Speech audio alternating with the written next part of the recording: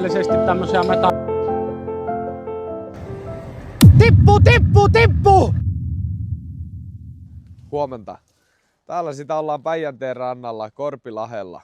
Tänään meillä on tarkoitus pystyttää tuonne rantaa hirsisauna ja huomenna päämökki. No niin, lähdetään katsomaan miten saunan pystytys edistyy. Siellä on nosturi koko päivä hirren toimittajalta ja koitetaan saada nyt tänään mahdollisimman paljon aikaa.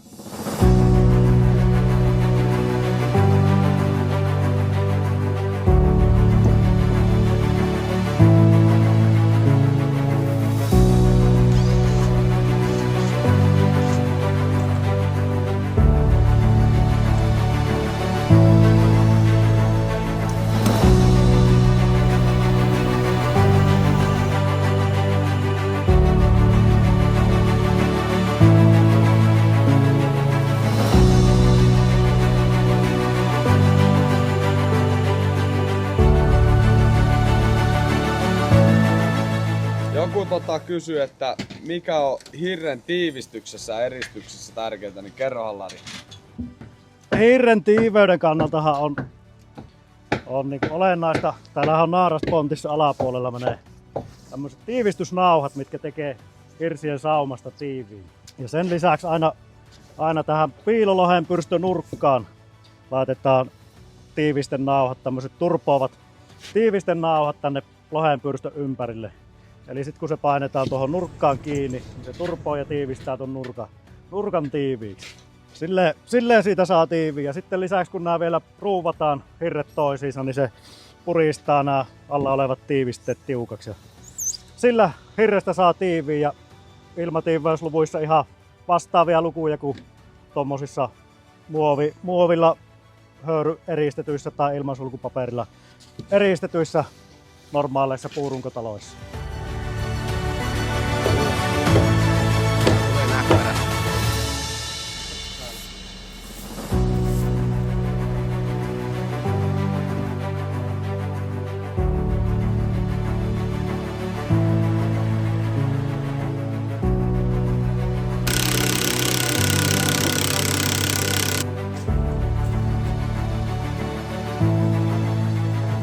Henu, miten on päivä mennyt?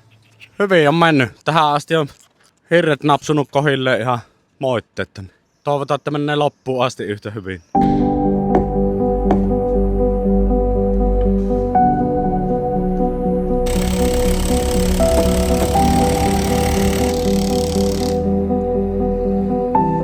Ruvetaan käymään hirren rakennetta sen verran läpi, että saadaan käsitys siitä, miten hirsi toimii seinärakenteena. Perinteisesti hirret on valmistettu veistämällä yhdestä puusta, jolloin sydänpuu oli täällä keskellä. Ja hirsi pyrki aina halkeamaan sydänpuuta kohti. Ja niiden hirsien painuma oli iso. No sitten tultiin laminoituun hirteen, jossa hirsi liimattiin useammasta osasta. Ja se auttoi jo siinä mielessä, että painumat väheni tuntuvasti. Tuommoisen 2-3 senttiä tuommoiselta normaali seinäkorkeudelta. Mutta nyt kun on tultu tähän painumattomaan hirteen, jossa täällä keskiosassa on 2 pystysälettä, se estää hirren painumisen kokonaan. Miten hirrestä tehdään tiivis, niin tämä yhdistettynä painumattomuuteen tekee hirrestä hyvin stabiilin rakenteen. Ja sitten vielä yksi asia, jonka haluan ottaa esille, on tämä hirren kyky sitoa kosteutta. Eli se, että kun sisällä huoneilman kosteus kasvaa, niin kuin esimerkiksi nyt ollaan saunatilassa, se käy lämpimänä ja kosteana, niin hirsi pystyy imemään itsensä kosteutta. Ja taas tasaisesti luovuttaa sen pois sitten, kun huoneilma alkaa kuivumaan. Ja tämähän tekee ihmiselle hyvää. Eli on aina mahdollisimman stabiili huoneilman kosteus, joka taas niin kuin hengityksen kannalta ei yskitä eikä nenää vuoda. Ja kaikki nämä tämmöiset ekologiset tekijät tekee hirrestä erittäin hyvää ja turvallisen seinärakenteen. Kiitos.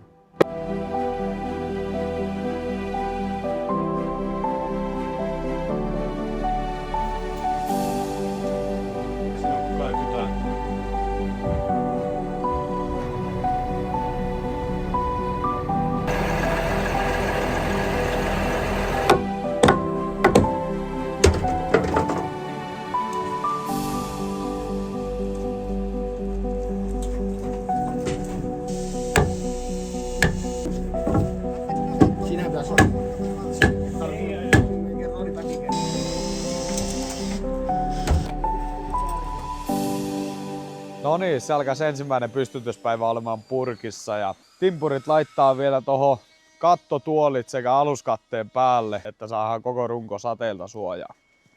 Huomenta se on toinen pystytyspäivä alkanut ja lähdettiin Tapion kanssa katsoa, että mitenkä se päämökki on lähtenyt nousemaan ja on meillä toki pientä evästäkin tossa timpureille, niin pääsee ukot maha täynnä jatkamaan. Siellä taustalla Otto fiksailee vähän eilistä kattoa vielä. Lyö viimeisen suikaleen aluskatetta ja me lähdetään laittaa rilli päälle tuohon päämökin viereen, missä ukot on jo vauhissa. Niin saa ukot vähän makkaraa. Ai termos on hyvää syttyä tää tuore kuusi tuosta hirveästi. Kato kun lähtee paloon.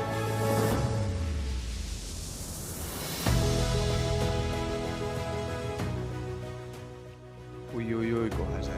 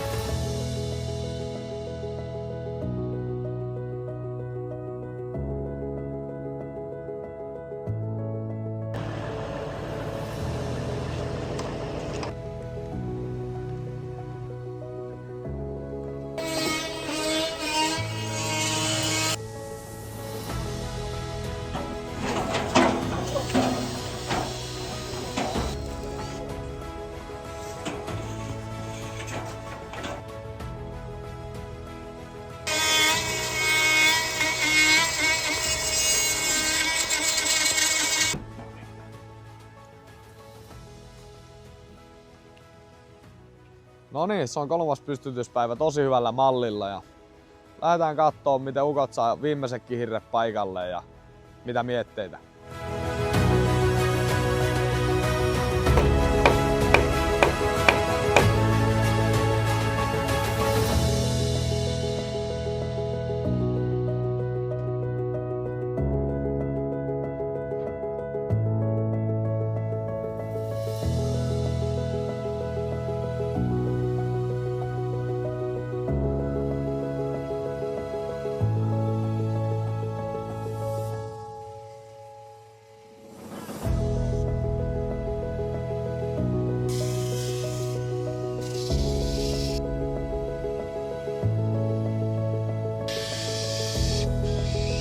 Miten se on pystytyspäivä sujunut? Hyvin menee hirret paikalleen. Iltava alkaa painaa päälle. Niin se harjakin rupeaa lähet harjasta.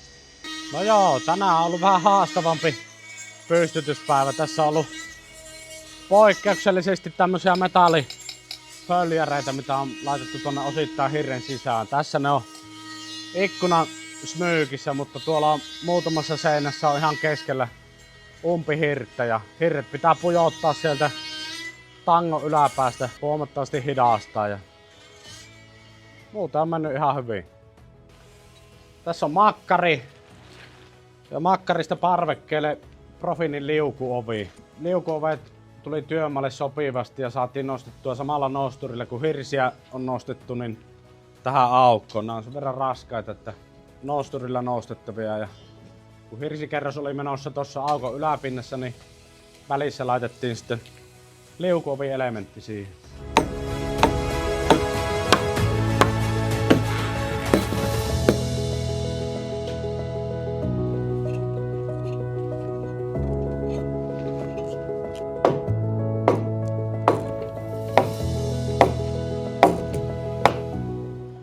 Tässä näkyy tämä seinän sisällä oleva följeri. Metallinen kantikas RHS-putki on följerinä. Tässä on niin pitkä seinä, missä ei ole väliseiniä, niin se on sitten piilotettu tonne rakenteen sisään.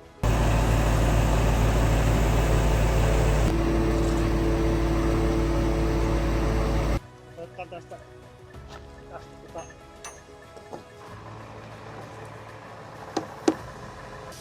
Tää syöt tänään. Tonnikala kiusausta näyttäisi olevan toisena ruokana. Ensimmäisenä oli lohikeitto. Tonnikala kiusaus, vähän kalapainokkeen. Lusi. Häh? Sillä on lusi. Ei, tämmönen pahvinpala. Maistuuko? Kyllä. On hyvä. Ikkunalaseja! Tippuuko? Tippuu! Tippuu, vaan hyvinhän ne tippu siihen. Tässä vaiheessa nostetaan lasiruudut paikalleen. Kattopalakit tulee tuonne ylös, niin ne on muuten noosturin liina eessä. Niin laitetaan tässä välissä isot lasielementit tuonne järven puolen sivulle.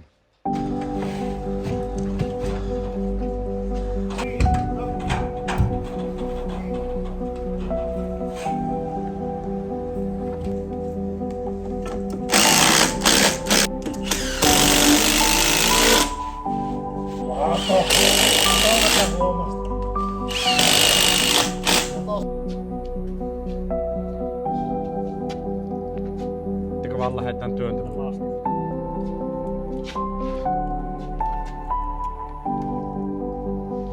Nyt ei onneksi muuta kuin kävi.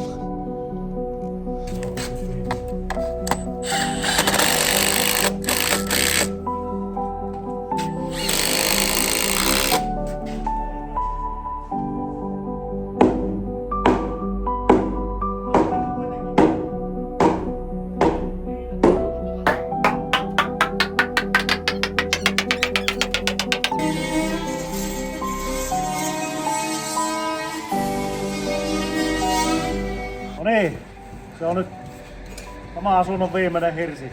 Lopsahtaa paikalle. Siinä on harjapiikki hirsi. Se on siinä. Pari ruuvia perään ja homma on paketissa. Yes. Hyvä tuli. Se oli vähän haastavampi pystytys tällä kertaa. Sinne yhden kerran jouttiin vaihtaa hiioppiautoa vähän isommaksi. Nostoetäisyys oli sen verran kaukaa ja sitten vähän pihapuita piti varoa tuossa. Siinä on haluttu säilyttää tommoset vanhat mäntypuut tuossa kalliolla. Ja sitten itse kehikossa niin oli hirren sisään tulevia följäreitä ja isoja aukkoja ja vähän semmosia hidastavia tekijöitä, mutta niin se vaan on nyt nipussa sekin kehikko. Siitä tuli kyllä hieno kokonaisuus ja onhan näitä mukava laittaa hirsitaloja nippuun. Ja tulee näyttäviä kohteita. Joo, niin se vaan on videopurkissa ja kylläpä tuli näyttävä kokonaisuus saunasta ja päärakennuksesta. Kiitoksia kun katoit ja ensi video.